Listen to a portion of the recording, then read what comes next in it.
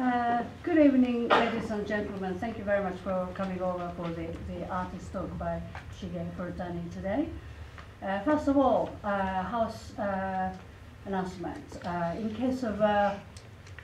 unlikely case of fire, yes, do not use the lift. Go down the stairs and then assemble on the other side of the road, which is on the park side, please. Also, do not leave your valuables, your cameras, the computers, and what was it that was stolen last time? I'm sorry, but like mobile phones. Do not leave those things in the cloakroom, because those no one's monitoring. Those things might go missing, and we can't take the responsibility. Right. So, artist talk. I hope most of you had already had seen the exhibition downstairs. Good. I think it's even better today because those three young contemporary artists are going to talk about Shige's artwork and the exhibition today. Give you the background or the concept of the exhibition. So after the talk, you can go back again and have a look at it with those knowledge, and then it might look quite different as well. Now, Shigetoshi Furutani, you can see he's a young Japanese artist who holds a BA in design and an MA in environmental design from Tokyo University of Arts, which we call Geidai. It's one of the top art universities in Japan. And he's currently completing his MA in printmaking at the Royal College of Art, RCA. I think some students are here from RCA today. Furutani is the winner of the best category prize and the second place prize for the East-West Art Award in London in, that's last year, isn't it, 2016. His work was represented in the Athens Digital Art Festival and Rethink Art Digital Festival in Greece last year again, Internet Yami Ichi at Tate Modern last year, and Saatchi Screen and Saatchi Gallery 2013 in London. He also received a Nomura Foundation grant, which is very difficult to receive. And we are very proud to be able to show him at Daiwa Foundation. He's a young and upcoming, very promising artist. Now, next to him is Lewk. Lewk Wilmshurst. He is an artist and a graduate of the Bath School of Art and Design. He's currently completing MA in print at the Royal College of Arts. So you apparently are friends there. His most recent solo show was Vegas Legs at Motorcade Flash Parade Gallery, Bristol, in 2013. Next to Lewk is David Blandy. He's an artist who lives and works in Brighton and London. He has established his terrain through a series of investigations into the cultural forces that inform and influence him, ranging from his love of hip-hop and soul to computer games and manga. He is represented by the 17th Gallery, London, and his films are distributed by Lewk, London. So those three young artists are going to mainly talk about Shige's exhibition. They're going to talk about 40-45 minutes, and after that we're going to open the floor for the question and answer with you. Then after that we still have some time to grab the wine downstairs and see Shige's exhibition again. So over to you, Shige-san. Okay. Thank you. Thank you for coming. My name is Shigetoshi Furutani. I mainly work in digital media, and recently more concentrating to making the video work. Today is I'm really happy to invite those great artists and also friends. And as she introduced, on your left, the David Blandy is also my tutor in the Royal College of Art, and also one of my favorite artists in contemporary art as well. So my video work is really inspired by his artwork a lot this year. So I'm really happy to talk about my work. And so Lewk next to me is another favourite, right? Yeah. He's also like working in digital media, and also I think we both have like common, like lots of commons, and their style also like similar style. And we often talk about like something like our preferences or like post-humanism or something. So yeah, that also I'm very happy to invite him to here. And, yeah, so could you just introduce a little bit about yourself? Sure. Yeah, I'm I guess primarily a video artist. I work with often found material, which may be part of why Shige likes my work, I don't know. And also have an ongoing fascination with Japanese culture, which we'll look into a little bit later on with the show Ancient 1600, Edo Wonder Park. I just wanted to say, yeah, for the record, thank you very much to Daiwa Foundation for generous grant to get me to Japan in 2010, which enabled the work Child of the Atom, which was very significant in my life. Lewk. As Shige said, we're studio mates, we share a studio, and we talk a lot about concepts in both of our works, and there are similarities between both, so we're pretty comfortable developing the conversation from there, and let's do that. Yes. Okay. Today, I think I'm going to talk a little bit about my work in downstairs, and after that, I'm going to show some video clips, which is like I think today is more like really a conversation rather than presentation, and I think it's better to know what I'm thinking to making the artwork. So yeah, just start.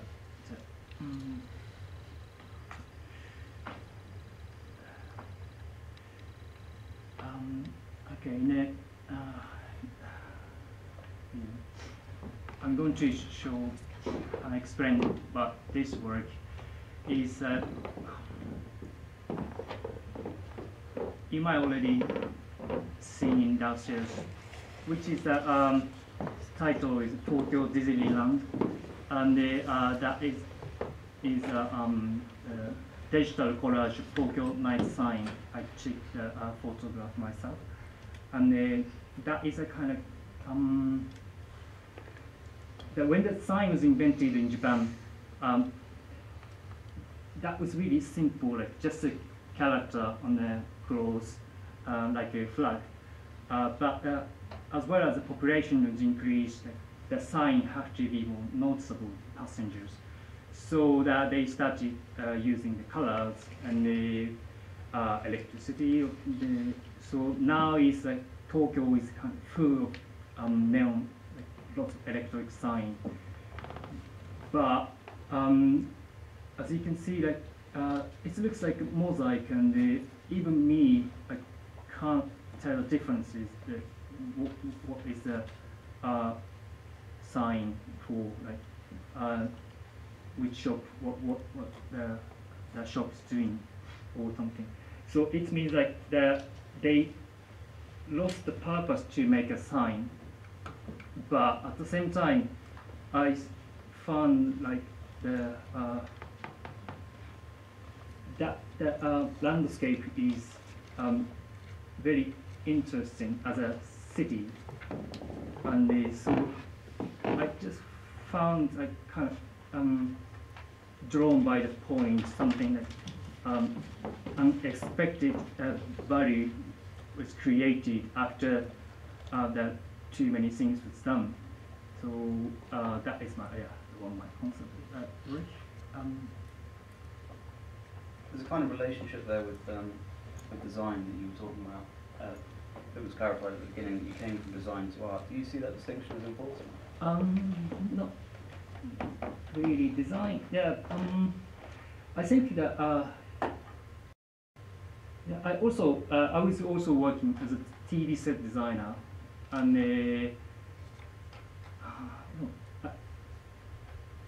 also like, I was studied design course in previous university, but I think that made me kind of pop. I'm always like thinking like my work to be a little bit pop culture or something. So maybe the background is made me like this.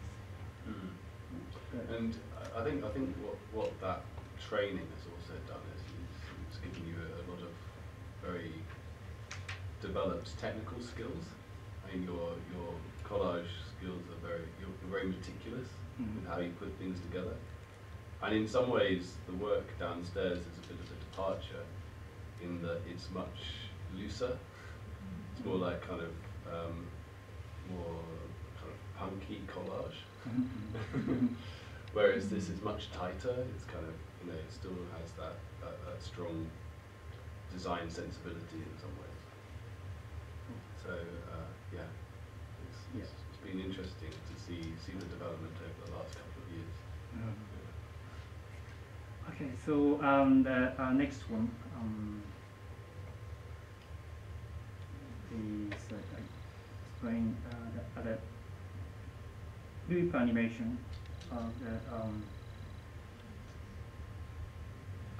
She's also in downstairs. This work is kind of autobiographical work. What's happening in my head? Kind of that. Is that your brain? No, it's not my brain.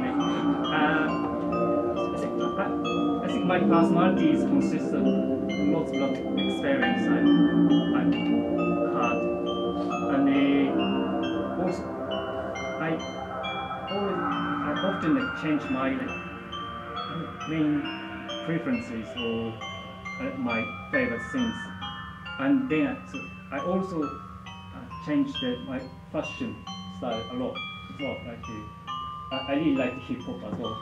When I dropped in hip hop, I was with the baggy trousers and the oversized. And when I like that kind of UK punk or something, rock music, I was more tighter. So when I listen reggae, I was a bit like hair I was more something like that. So I'm changing that kind of changing a lot, and but. Even though I changed the style and that style, I still like those things, everything before I liked it, and that is and also that everything can take the main part of my personality. So that is kind of those person. And in the work is a kind of metaphor. I use as a metaphor of my preferences, and just taking that in the center, kind of that of my personality, or something like that. So yeah. So is that why you combine the classical painting with the robots and? Oh yeah, yeah, and also like. You do that in this show as well. Yeah. This is a kind of remake of the painting. called Triumph of the Immaculate, drawn by Paolo de Matteis. He's an Italian painter, and it's the painting about like hierarchy of Christianity. So that there was a center in the goal, but I swapped that robot because of that. I think that it looks chaos, but that robot is kind of metaphor of the education I have, and that is kind of making traffic. I don't know how to say. Must Directing you? yeah. Directing, choosing which one is mine, or this is next one, your next one, or something. So yeah, that's why I use a robot. But after I made this work, I talk later. Connect to the other one. Okay, and another one is this one is.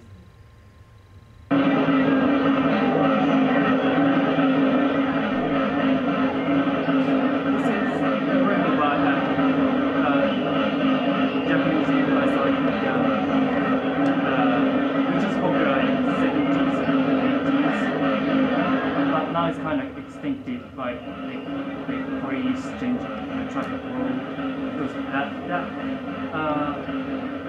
they are one of the biggest social problems at the time.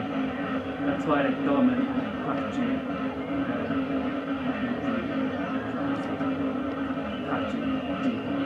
then they used to drive around this really noisy sound as a team, maybe like 20, 30, and the biggest one there, 100 bikers driving the street together. But now it's only one guy. That is called axle music. They kind of control the throttle and the clutch, then like making a rhythm. And I made this work because like they create a lot of interesting like iconic culture, like as I said, axle music also, and the outfit is like called tokofuku. It's very like they're like message embroidered on the whole body, and also like as you can see, like the bike, the customized bike is like kind of very like funny shape. Even though they are young, they use pink colors. That kind of image is the opposite of the young. But so. But they're usually very young. Yeah, they are teenager, usually like 15, sometimes like 13 years old, and they usually go in usually high school student or junior high school student. So yeah. The black and white cars chasing them after police cars in Japan. And those are basically joyriders making horrible noises and generally hated by the public. Yeah. Is there any association with violence? Yes. Occasionally, yes. Yeah, and they start fighting on the street when another team came. Yeah, so it's the two gangs. Yeah. Sort of like in Akira. Yeah, exactly that one there. So yeah, and they kind of preserve the culture as an archive, and they also as artwork. So yeah. It's sort of a celebration of a youth cultural phenomenon. So this one, it's like turning it into a flag or something. And can you talk a bit about the text on the side? Text. All right. The text is pronounced yoroshiku. Those those four characters have all the negative meaning. Like, for example, the meaning is a kind of greeting word, nice to meet you, hello, something, and they often used in end of the word. For example, like I never lose fight, yoroshiku, something, and yeah, and they also like that. The top one means night. Next one means I'm not sure. It means dewdrop, I think, isn't it? And the third one is dead, and the last one is bitter or hard kind of thing. So it's not like proper word, but they just create the pronounce is the same, but we normally use the hiragana, which is a simpler shape, the type of the character. Japanese has 3 different types of character: hiragana, katakana, kanji. This is kanji, and but normally use written like hiragana, but they create like these to pretend that looks horrible or like dark or kind of thing. So is this one of the things that they would write on their jackets? Yeah, sometimes, Okay. yeah, often, yeah. And also like this one is it's a bit difficult to see, but yeah, kind of graffiti. Also spray can, and the yoroshiku also. Okay. And it means nice to meet you. Yeah. More like a kind of tagging. We are here. Okay, yeah. The joke is, usually those boys are school dropouts, Right. and they usually don't know any sort of Chinese characters. But then when they get into this team, because they would like to use those horrible meaning kanji for phonetic, how can I say this? And yoroshiku is like Shige said it, usually we use hiragana, but they deliberately use those horrible meaning kanjis so that it looks cool for them, because like death or I would something, violence or something like that. And they were quite good at graffitiing those horrible sort of kanjis, although at school they don't even learn any kanjis. So it's really, but it's their culture, isn't it? Really. Yeah. And the next one is the installation downstairs. Maybe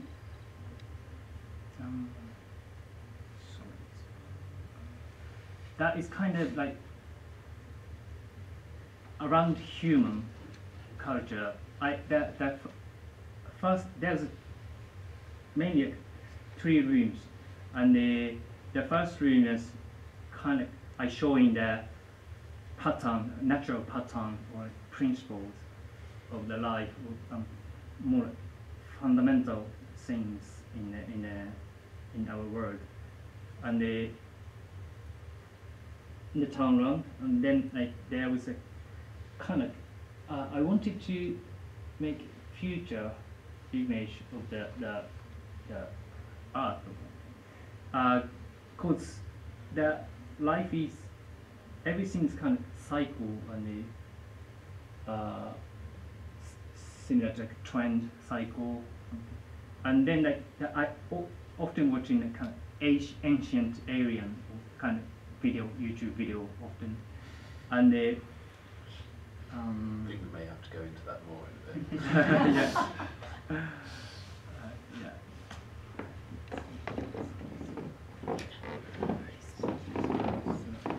So that's the first section. Yeah. And those are like the kind of function of that something. And this work is, yeah, as I mentioned earlier, I'm really inspired by David's work, and because I felt first time I saw his work, I saw like really like he's like honestly making his artwork from his mind or something. I saw, because at the time I was kind of thinking I had to do,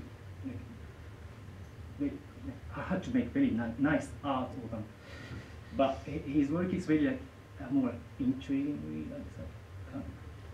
direct from his mind. So I really shocked about his artwork, and also I really like the hip hop as well. So that also he the first time I saw his presentation, he did Lewk in the workers' work, and that was also a surprise and very drawn. But did you see that? Yeah, that's great. Yeah. Are you going to start? I do like rapping. There's a mic just there. Go for it. Oh, right. No. I can't do that. Yeah. Then maybe, and also his work is okay. From now I'm going to show some video clips of that I inspired. Also I picked up some footages from those videos, and so maybe. And then first of all I'm going to show David's work. Okay. Is that okay? Yeah.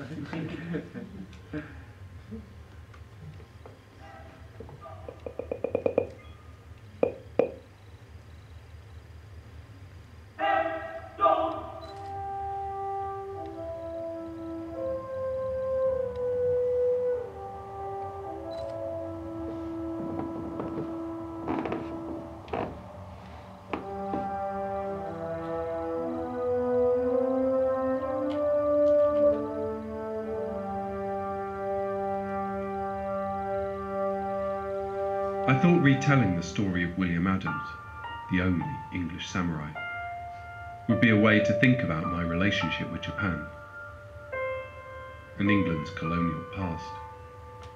Because this was one of European colonialism's real failures. They went to trade, to exploit an untapped market, but ended up precipitating the total closure of Japan from the outside world. And William Adams, rather than returning to England a rich man, ended up being the well-paid servant of the shogun. And that made me think of Ulysses 31, the Japanese reimagining of Homer's Odyssey in space. My introduction to Greek myth was through this veil of cultural appropriation.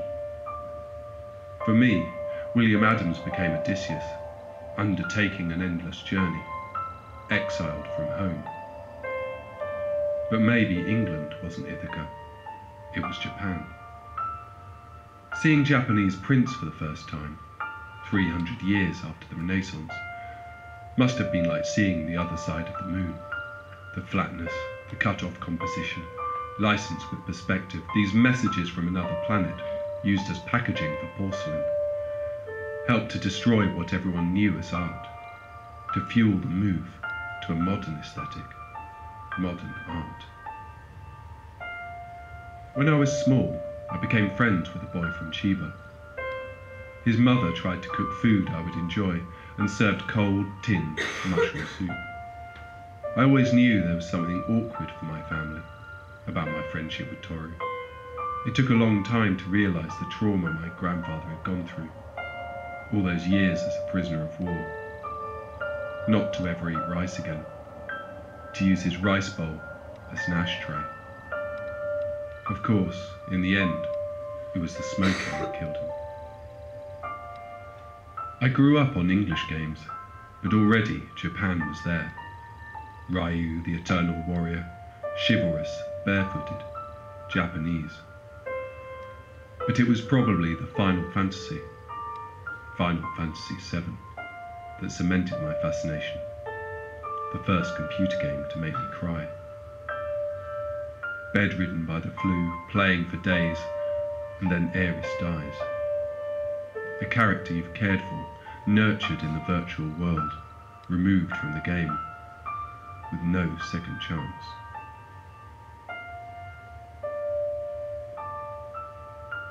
I wonder if William Adams would have lived his life the same way if he had known that he would never have got back to England. back to his family. To have travelled for almost 2 years, watching most of his shipmates die through storms, violence and starvation, it must have been like being reborn. A second life. Japanese has multiple ways of saying I, to the extent that there's no direct equivalent to the I that I grew up with. The I of I think, therefore I am. The I that you use is defined by who you are with, not static like in English. The group defines the self. People sometimes say I look a bit Japanese. Maybe it's my eyes, or my glasses. But why didn't William Adams try harder to leave? Like Bowie in The Man Who Fell to Earth, he gave all his technology, they built the ships, but still he didn't go. Maybe he was scared of the journey, which is pretty reasonable. But maybe he just preferred life in Japan. I knew something of Japan before I came, from computer games, cartoons and pictures, stories of apocalypse, childish fun and monsters. I expected spacesuits and shiny surfaces, sublime beauty. But the streets are dusty, sweets tasteless.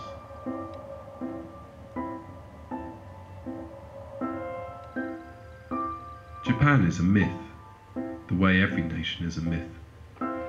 Japan's myth is pure contradiction, a place of peace and tranquility, Zen-like beauty, with organised crime, brutal armies, and ritualistic self-sacrifice. Blade Runner with cherry blossom, neon signs of huge-eyed children, 6,000-year-old trees. In the year 1600, William Adams fell into this place, a visitor from another world. Europe was starting to lay claim to the world, but Japan's alternate reality sidestepped it all, closing itself off from the outside. But 35 years before seclusion, William Adams landed, after nearly 2 years of sailing and horror. Of the 5 ships and over 500 men that left Europe, only 10 men arrived. Surviving starvation, mutiny, storms, and the treacherous Straits of Magellan, this 17th century Englishman found a new home. The only European samurai, advisor to the shogun. An Englishman in Japan, forever a gaijin, an outsider. I went looking for an image of Japan, the image of photographs, the image of the popular imagination, exists, but only inside the frame of the picture.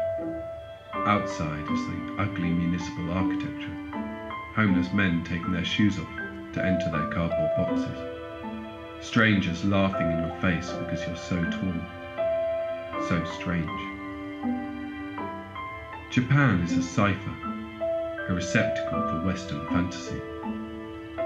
Events like MCM Expo in England are essentially celebrations of Japanese pop culture. Thousands of people dressing as their favourite game character or anime hero. An imitation of a Japanese phenomenon of imitation, cosplay. Some of the most perfect punks I've ever seen were in Tokyo. Every detail considered, immaculate. A pure copy of the image of late 70s English youth. Pure surface. Japan has always lived with the constant threat of annihilation, from earthquake, volcano, tsunami, or nuclear disaster. Godzilla, Akira, Hiroshima. Death is imminent, so enjoy the cherry blossom. Andromeda once told me, life and death are the same. Forget Albion. A million things can happen before you make your way home. You must leave karma to karma.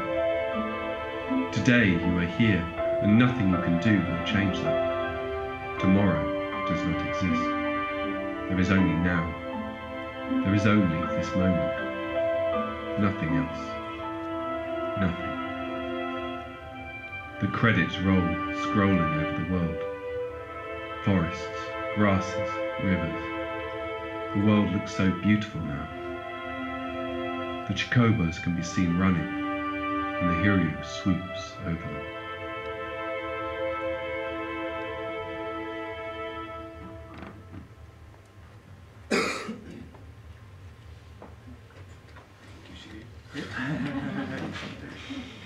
That's great.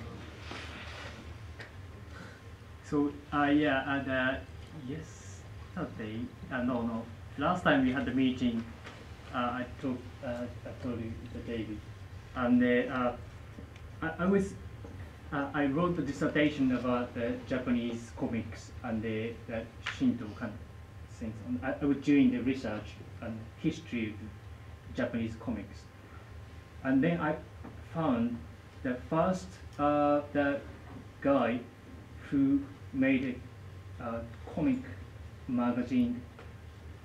It was British, and I saw that the comics was Japanese culture, but actually it was from this country.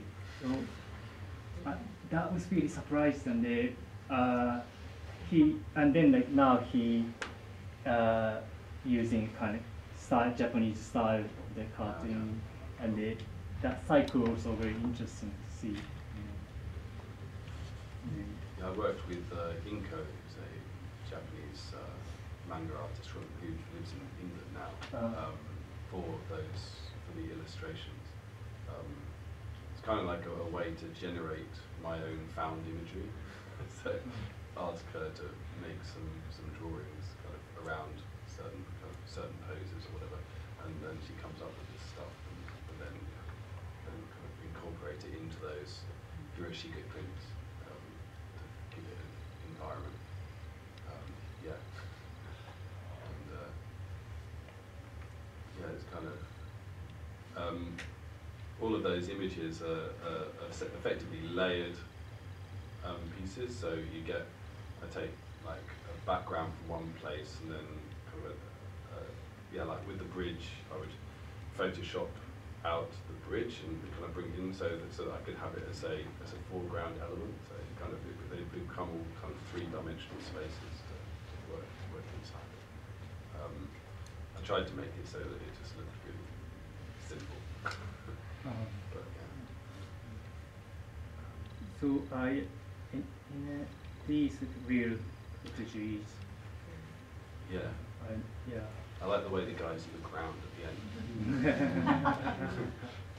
Is it Nakano? It was a found piece of footage. I don't know where it was. I think it was in Tokyo. I'm pretty sure. Yeah, I remember. And also, it reminded me Tokyo is really busy Yeah. landscape. And you were talking about before the fact of kind of multiple neon signs, and I think that's partly because in Japan more than here, you have like in one building you'll have like 8 stores or something. Like each floor you'll have two different premises. So they all have to. You have to know that there's a hairdresser on the 5th floor. So like so these neon signs. That's why they're so huge and kind of all encompassing. In British culture, it's more normal just to have like one shop, and so you have just this simple sign. But yeah, maybe. And also, yeah, I think my sense is that reason why my collage is chaos, like a complex image. I use a lot of images in one work. Yeah. But I think that is from this culture. So, have you been to Japan? No, I haven't. Not yet. Next year. No. Okay, then. But I'm interested, like, so we kind of touched upon it briefly at the beginning, but your transition from design, because the signs are design, and you spoke about the lack, that they lose their meaning because there's so many of them. As David was talking about. How do you think your work responds to that? You were dreaming. The signs lose their meaning in their quantity. How does that relate to your work? Do you think in the way that you lay your collages and? You mean like Are you attempting to reference history that? or just a visual? Both. Yeah, I think the visually, yeah, it influenced a lot. I was very influenced by that. Actually, I'm from a really countryside called Mie. It's a west side of Japan, and almost center of Japan, middle part, and then close to Kyoto. But my parents' house is all around rice farm and the mountain, and I grew up in the nature. Really, I was playing football in the mountain. Like my neighbour Totoro or something. Oh, yeah. That's actually Tokyo. Yeah, that's the outskirts. Yeah. So, but at the time, like I was kind of a bit bored with nature, and because then to me it was nothing to do in the nature. That maybe the couple of years be fine, but we watched TV and that we know like in a bigger city like Tokyo or Osaka, it's more like lots of entertainment. It's there, and it kind of like fascinated me a lot. So maybe that background also. So you're kind of seeing it as a stranger in a way. Like Yeah, you're seeing this. Yeah. It's not that you grew up with this kind Yeah, that. of intense imagery. It's sort of it's like a moth to a flame. You know? Drawn to the big lights, the big city. Yeah. Bright lights. And the first time I moved to Osaka, I surprised the quantity of the traffic lights. And I saw like how many times I had to stop. But basically, like the traffic lights is all connected and they turned into the blue at the same time. But I didn't know that. That's why so I had to stop each traffic light I saw. Like, it's so stupid. You didn't have joyriders in Mie then? Because also you didn't in Mie, where you grew up? Only a small team, like three people. Not cool enough though. Not cool. Outfit is really simple. Not proper outfit. Yeah. I was also like riding a motorcycle, but I'm not like young. But I did practice music. No, kind of, yeah, I can do. Got the technique. Yeah, I think. So move on to the. So maybe we should talk about some of the content of your video downstairs. Yeah. Because you were talking about is it ancient aliens. Yeah, kind of my. It's like the conspiracy theory stuff that the pyramids are actually messages from aliens and things like that. Not more like a. And Osiris is sort of an alien or something. How can I explain? I used a lot of the images from ancient Egypt, like Anubis and the pyramid. Also, that is because like the Egypt has lots of mystery, and they kind of also that fascinating me a lot. So, as I said, like, so that human life might be like, also like cycling, maybe that as we have a lot of good civilization now, technology, so maybe like ancient people also have that kind of things, or because like in Egypt, something that was a kind of UFO things kind of in a wall paint, ancient In the hieroglyphs. Yeah. So maybe there's two reasons. one might be, I don't know, possibility. One is that they had that kind of technology to fly like that, or the aliens came often to that to art maybe. So yeah, and also I'm really interested in doing research on the science of technology because if natural disasters happen, that human body is really fragile and we might not live longer. And but robot might live longer because that they're like material. So is it relevant then that you're using collapsed civilizations as one of the tropes that you use in your work? Is that important? That these civilizations have had an end? Yeah. Yes. Yeah. Because that it's a cycle. Cycle means like you have to extinct or shrink first once. Before growing again. Right. Because in a way, like we are still in a part of nature, and of course, like what is the definition of the nature? Because before you said you grew up in nature. Nature, yeah. And that's making a line between the city and... Yeah. I think that is my line of the nature. But, no, should not. But kind of anyway. So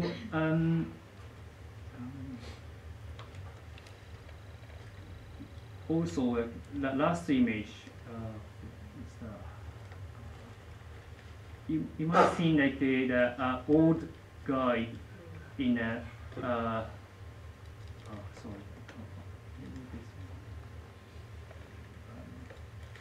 that guy I used he's a father of the AI called Marvin Markowski, and the idea was that after the humans extincted and the robots survived after the natural disasters happened, that human is a creator to the robot. So that for the robot, human become a god.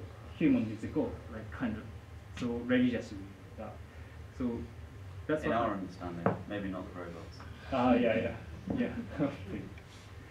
So yeah, that's why I collaged with like Jesus, also what's the name?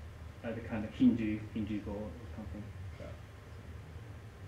You're imagining a time when robots will create their own religion after humans are extinct. Yeah, and their religion is based on their creator, which is us. Yeah, that also. When I made that video, I was thinking that. What do you think? I think it's a nice speculation. Yeah. That's an interesting kind of similar idea to that. The new Lawrence Lewk film is all about the satellite becoming a creative entity and then travelling down to Earth and trying to assert its creativity. I think my work is maybe I can say like speculative art.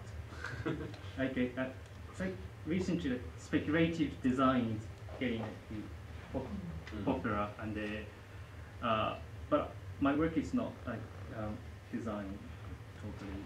But I think the topic or like doing the field of the research is similar. Biotechnology is like AI kind of thing. So and also